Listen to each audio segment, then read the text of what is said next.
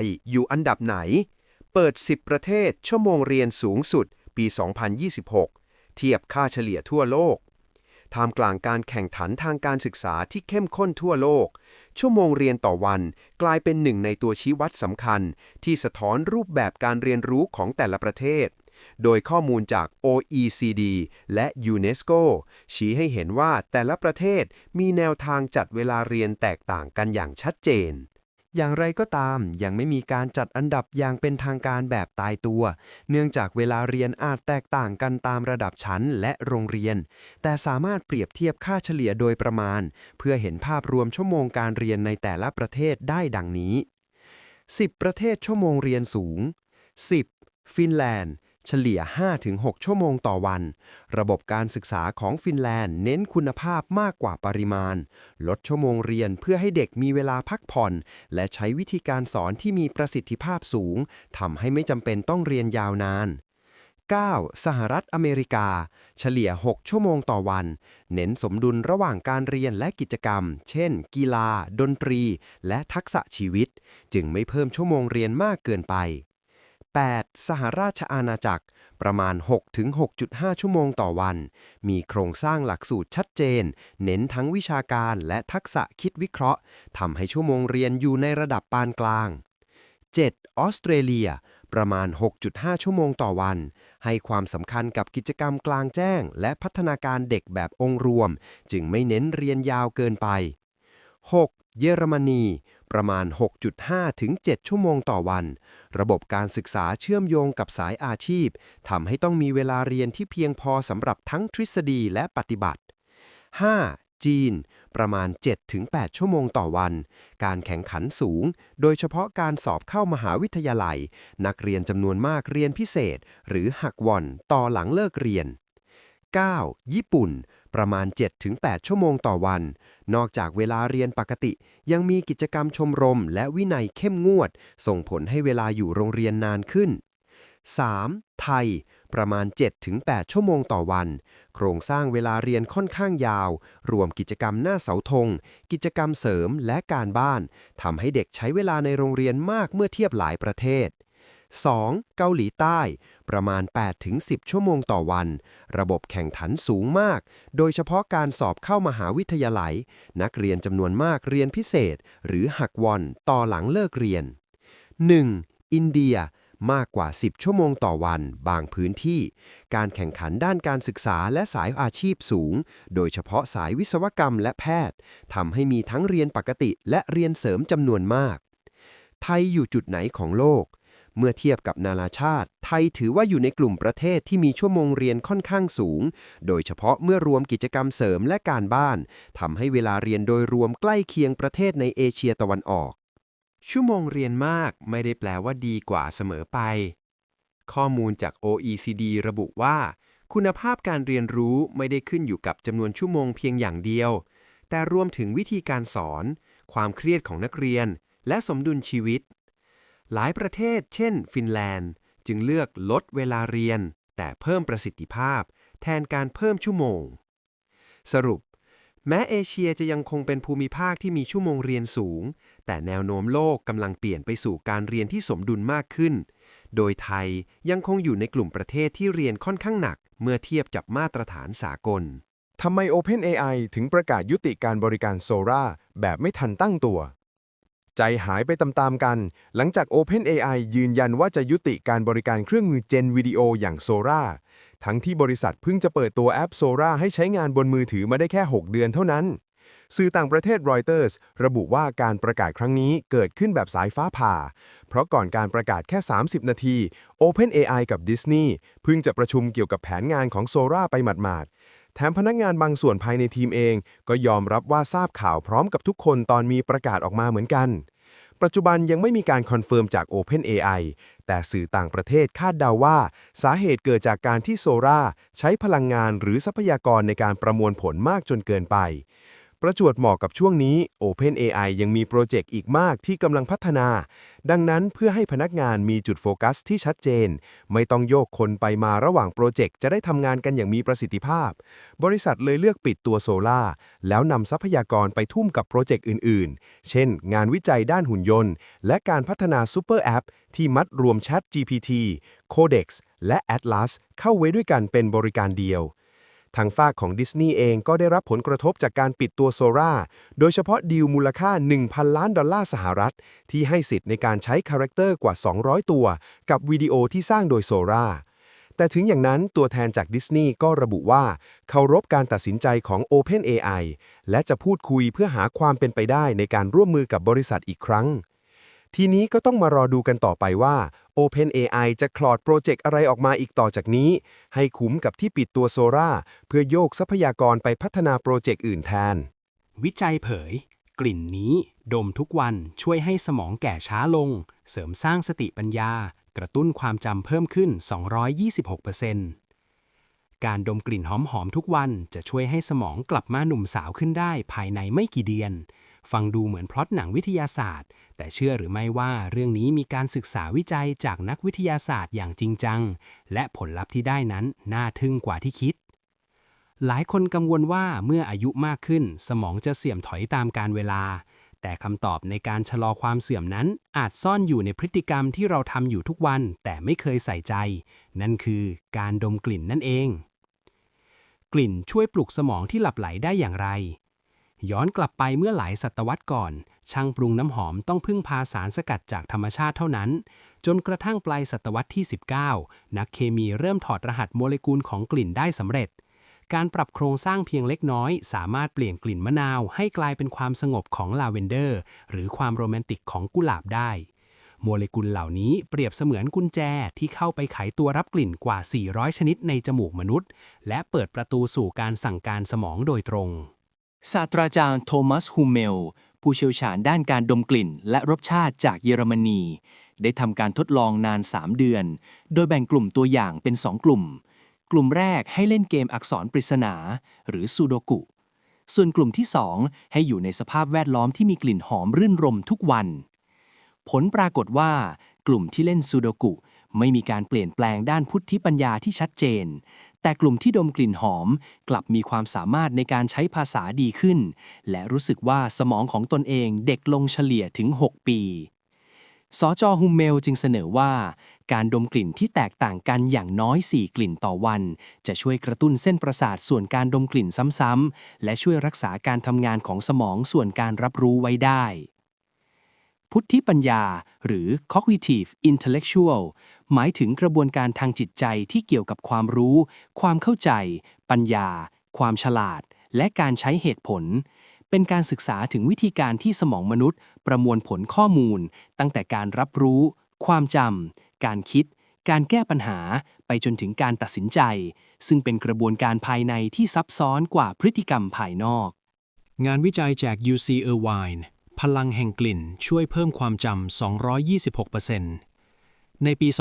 2023 มหาวิทยาลัยแคลิฟอร์เนีย Irvine หรือ UC Irvine ได้ยกระดับการค้นพบนี้ไปอีกขั้น โดยให้กลุ่มตัวอย่างดมกลิ่น 7 ชนิด คือ กุหลาบ ส้ม ยูคาลิปตัส เลมอน เพปเปอร์มินต์ โรสแมรี่ และลาเวนเดอร์ ต่อเนื่อง 6 เดือน โดยเปลี่ยนกลิ่นไปในแต่ละวัน และดมก่อนนอนเพียงคืนละ 2 ชั่วโมง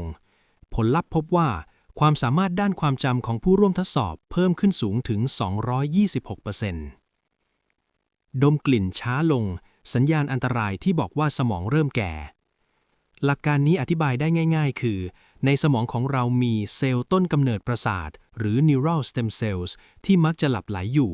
แต่พวกมันมีสวิตช์ปลุกคือการกระตุ้นผ่านการดมกลิ่นเมื่อเราได้กลิ่นที่หลากหลายเซลล์เหล่านี้จะถูกปลุกให้เปลี่ยนเป็นเซลล์ประสาทใหม่ช่วยชะลอความแก่ของสมองและเสริมสร้างสติปัญญาหลายคนไม่ทราบว่าอาการสมองเสื่อมแบบกระทันหันมักเริ่มต้นจากการที่ประสาทสัมผัสการดมกลิ่นเริ่มชาชินหรือเสื่อมถอยซึ่งเป็นสัญญาณเตือนระยะแรกของโรคสมองเสื่อมอัลไซเมอร์หรือพาร์กินสันดังนั้นการฝึกดมกลิ่นจึงไม่ใช่แค่เพื่อความรื่นรมย์แต่เป็นการบริหารสมองให้แจ่มใสอยู่เสมอเทคนิคฝึกดมกลิ่นง่ายๆทำได้เองที่บ้าน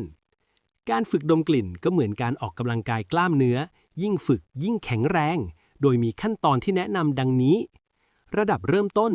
ลองหาเครื่องปรุงในครัว เช่น น้ำส้มสายชู 4 ชนิด เช่น น้ำส้มสายชูหมักจากแอปเปิ้ล น้ำส้มสายชูข้าวต่างๆ มาดมสลับกัน หรือเปลี่ยนกลิ่นน้ำหอมที่ใช้ในแต่ละวัน เพื่อให้สมองได้รับสิ่งเร้าใหม่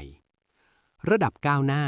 ใช้ดมกลิ่นน้ำมันหอมระเหย Essential Oils ต่อเนื่อง 8 สัปดาห์ โดยแบ่งเป็น ชุดฝึกเบื้องต้น ยูคาลิปตัส เลมอน กล้านพลู กุหลาบ ชุดฝึกระดับสูง เมนทอล ไทม์ ส้มเขียวหวาน มะลิ ชาเขียว มะกรูด โรสแมรี่ พุทธซ้อน ขั้นตอนการฝึกที่ถูกต้อง ดมแต่ละกลิ่นนาน 20 วินาที และพักช่วง 10 วินาที เพื่อป้องกันกลิ่นปะปนกัน ทำวันละ 2 ครั้ง ช่วง 30 นาทีก่อนมื้อเช้า ช่วงสมองตื่นตัว และ 1 ชั่วโมงก่อนนอน ช่วงซ่อมแซมประสาท ครั้งละประมาณ 5 นาที ต่อเนื่อง 3 เดือน นอกจากจะส่งผลดีต่อสมองแล้ว กลิ่นยังส่งผลต่อระบบทางเดินอาหารด้วย เพราะลำไส้มีตัวรับกลิ่นเช่นกัน กลิ่นที่รื่นรมจะช่วยหลั่งสารเซโรโทนินที่ช่วยในกระบวนการย่อยอาหารทำให้ระบบขับถ่ายทำงานได้คล่องตัวขึ้นอีกด้วย การลงทุนกับกลิ่นหอมจึงเป็นการลงทุนที่ง่ายและคุ้มค่าที่สุดสำหรับสุขภาพสมองของคุณ เมตาปลดพนักงานเพิ่มอีก 700 คน ทีม Reality Labs รับจบกระทบหนักสุด สื่อดังอย่าง The New York Times ระบุว่า Meta เลิกจ้างพนักงานเพิ่มอีก 700 ตำแหน่ง โดยทีมที่ได้รับผลกระทบมากที่สุดก็คือ Reality Labs ซึ่งเป็นทีมที่ดูแลโปรเจกต์เกี่ยวกับ VR และ Metaverse นอกจากนั้นก็ยังมีแผนกอื่น ๆ ที่โดนปลดเช่นกัน ได้แก่ฝ่ายสรรหาบุคลากร Recruitment ฝ่ายขาย Sales และฝ่ายอื่นที่เกี่ยวกับ Facebookโฆษกของ Meta ยืนยันการปลดพนักงานในครั้งนี้ด้วยสาเหตุว่าเป็นการปรับเปลี่ยนโครงสร้างภายในองค์กรตามปกติ แสดงให้เห็นชัดเจนยิ่งกว่าเดิมว่า Meta เปลี่ยนจุดโฟกัสจาก Metaverse ที่ไปไม่ค่อยรุ่งสักเท่าไหร่มาโฟกัสเป็น AI แบบเต็มตัวแทน เพราะก่อนหน้านี้เมื่อช่วงต้นปี 2026 ทีมงาน Reality Labs ก็เพิ่งจะทำการเลิกจ้างพนักงานไปจำนวนมากถึง 1,000 คนตอนนี้ยังไม่สามารถยืนยันได้ว่า Meta จะปลดพนักงานเพิ่มอีกในช่วงปีนี้หรือไม่ แต่สำนักข่าวรอยเตอร์สเคยออกมารายงานว่า Meta อาจปลดพนักงานเป็นจำนวนกว่า 20% ของพนักงานทั้งบริษัท ช็อกทั้งประเทศ สาววัย 21 วางยาสารหนูเพื่อนเฉียด1,000 คน ประชดชีวิต สุดท้ายจบที่โทษประหาร จากนักศึกษาผลการเรียนดีเยี่ยม สู่การตัดสินใจที่ผิดพลาดเพียงชั่ววูบ กลายเป็นโศกนาฏกรรมที่เกือบฆ่าชีวิตคนนับร้อย และปิดฉากอนาคตของตัวเองไปตลอดกาล จากดาวเด่นสู่มือวางยาพิษสะเทือนขวัญ เหตุการณ์นี้เกิดขึ้นเมื่อปี 1992 ณ วิทยาลัยแห่งหนึ่งในเมืองเจิ้งโจว ประเทศจีน เมื่อลีอือ นักศึกษาสาววัย 21 ปี ผู้มีผลการเรียนโดดเด่น กลับก่อเหตุวางยาพิษครั้งใหญ่จนสั่นสะเทือนไปทั้งประเทศ ตามรูปคดีระบุว่า เธอเผชิญกับวิกฤตทางจิตใจอย่างหนักจากปัญหาส่วนตัว และถูกโรงเรียนลงโทษทางวินัย ความกดดันที่สะสมมานานผลักดันให้เธอตัดสินใจสุดโต่ง โดยการใช้สารหนูวางยาพิษเพื่อนนักศึกษาคนอื่นๆ ในวงกว้าง เหยื่อพุ่งเฉียดพันบทเรียนราคาแพงของสถานศึกษา เหตุการณ์ครั้งนั้นมีผู้ได้รับสารพิษสูงถึง 788 คน หลายรายมีอาการสาหัสจนต้องส่งโรงพยาบาลด่วน นับเป็นหนึ่งในอุบัติเหตุร้ายแรงที่สุดในสถานศึกษาขณะนั้น โชคดีที่ทางวิทยาลัยและทีมแพทย์เข้าช่วยเหลือได้ทันท่วงทีพร้อมจัดหาเซรุ่มแก้พิษฉุกเฉินทำให้เหยื่อทั้งหมดรอดชีวิตมาได้ แต่บาดแผลทางใจยังคงอยู่กับผู้เกี่ยวข้องไปอีกนาน สิ่งที่ทำให้สังคมตกใจที่สุดไม่ใช่แค่จำนวนเหยื่อ แต่คือตัวตนของผู้ก่อเหตุ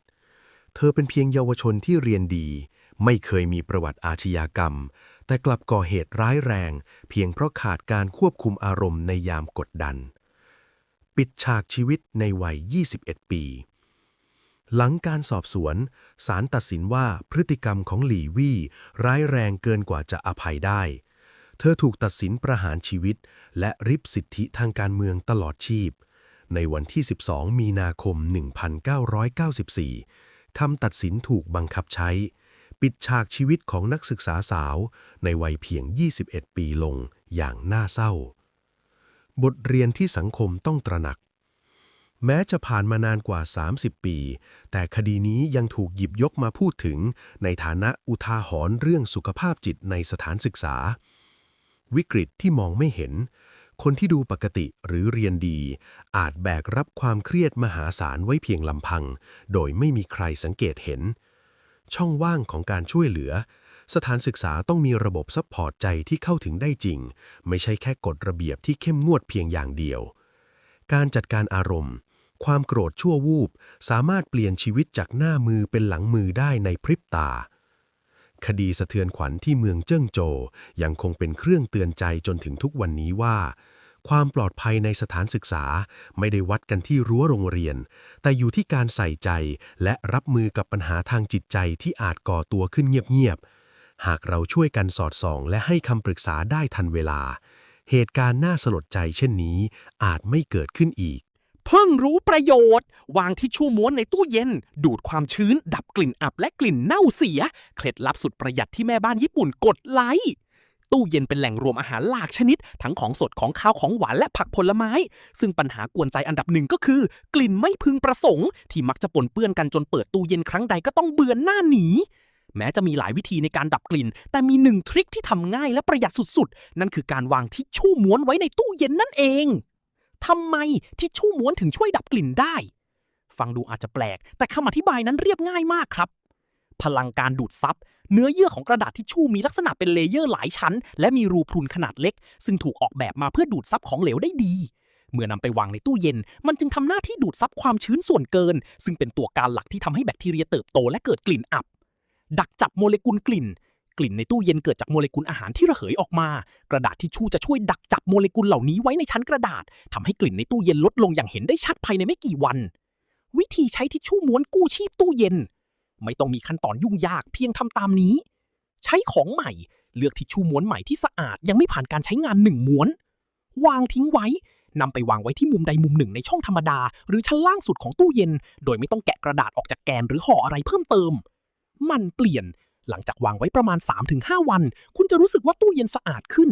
หากพบว่าเนื้อกระดาษเริ่มชื้นหรือนุ่มลงแสดงว่ามันดูดกลิ่นจนเต็มที่แล้วควรเปลี่ยนม้วนใหม่ทันทีข้อควรระวังเพื่อสุขอนามัยที่ดีอย่าวางใกล้ของสดหลีกเลี่ยงการวางทิชชู่ชิดกับเนื้อสัตว์หรือของสดเพื่อป้องกันการปนเปื้อนความชื้นจากของสดเข้าสู่กระดาษเป็นเพียงตัวช่วยวิธีนี้เหมาะสำหรับตู้เย็นที่มีกลิ่นเล็กน้อยถึงปานกลางหรือใช้เพื่อรักษาความแห้งและลดเชื้อราสำคัญที่สุดทิชชู่ม้วนเป็นเพียงตัวช่วยเท่านั้นไม่สามารถแทนที่การทำความสะอาดได้หากตู้เย็นมีกลิ่นรุนแรงจากอาหารเน่าเสียคุณควรจัดการที่ต้นเหตุด้วยการเคลียร์อาหารหมดอายุเช็ดล้างชั้นวางและจัดเก็บของที่มีกลิ่นแรงเช่นทุเรียนปลาร้าใส่กล่องปิดมิดชิดเสมอ